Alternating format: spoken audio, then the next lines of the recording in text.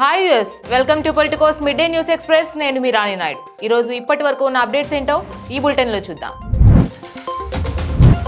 TDP Mahanadu ప్రాంగణం ఖరారు అయింది. కడప శివారు సీకే దిన్నె మండలంలో స్థలం ఎంపిక చేశారు. అక్కడ మహానాడు ప్రాంగణం, భోజన ఏర్పాట్లు, వాహనాల పార్కింగ్ కు స్థలాలను ఎంపిక చేశారు. ఈ నెల 7న పనులకు భూమి పూజ నిర్వహించి శరవేగంగా పూర్తి చేయాలని నిర్ణయించారు.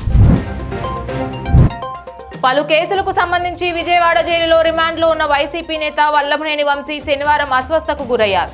జైలు అధికారులు వెంటనే అత్యవసర వైద్యం కోసం విజయవాడ ప్రభుత్వ ఆసుపత్రికి తీసుకువెళ్లారు.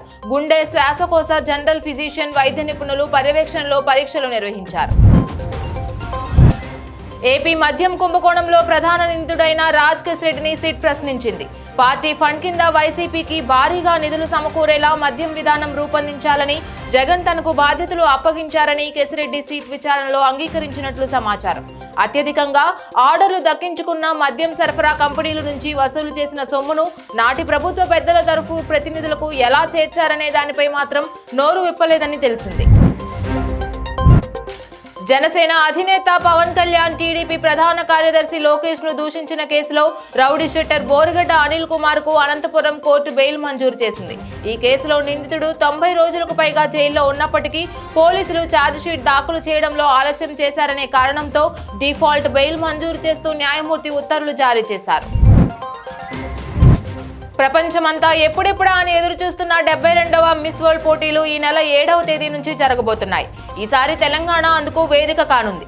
ఈ పోటీల్లో 120 దేశాలకు చెందిన అందాల రాణులు కిరీటం కోసం పోటీ పడబోతున్నారు. అందులో మన దేశం తరపున పోటీల్లో పాల్గొంటోంది నందిని గుప్తా.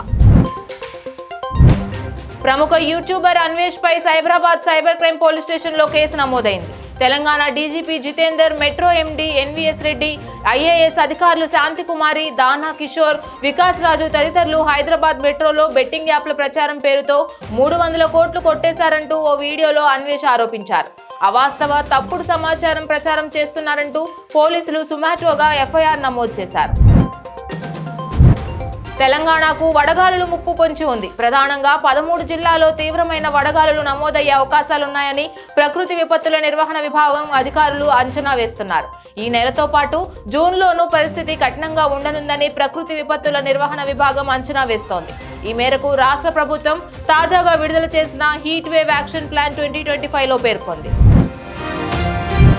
తెలంగాణలో ఫోన్ ట్యాపింగ్ కేసు దర్యాప్తు కీలక మలుపు తిరుగుతోంది. ప్రభుత్వంలోని కీలక ఉన్నతాధికారులను విచారించేందుకు దర్యాప్తు బృందం సిద్ధమవుతోంది. ఈ జాబితాలో 2023 శాసనసభ ఎన్నికల సమయంలో పనిచేసిన ప్రభుత్వ ప్రధాన కార్యదర్శి, హోంశాఖ ముఖ్య కార్యదర్శి, న్యాయశాఖ కార్యదర్శి, సాధారణ పరిపాలనా విభాగం కార్యదర్శి ఉండడం ప్రాధాన్యం సంతరించుకుంది.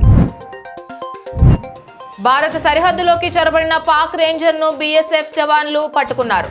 శనివారం రాజస్థాన్లోని శ్రీ గంగానగర్ సమీపంలో ఉన్న భారత్ పాక్ సరిహద్దుల్లోకి ఓ పాక్ రేంజర్ చొరబడ్డాడు. అనుమానాస్పదంగా తచ్చాడుతుండటంతో బీఎస్ఎఫ్ జవాన్లు అతన్ని అదుపులోకి తీసుకున్నారు.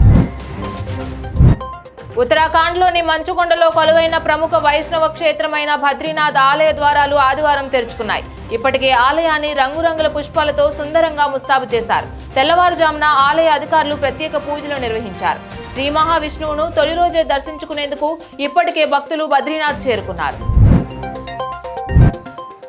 ఇవి ఇప్పటి వరకు ఉన్న అప్డేట్స్. ఇక మరిన్ని అప్డేట్స్ కోసం keep watching Politicos media. Please subscribe to the channel and download the Politicos app from the links in the description.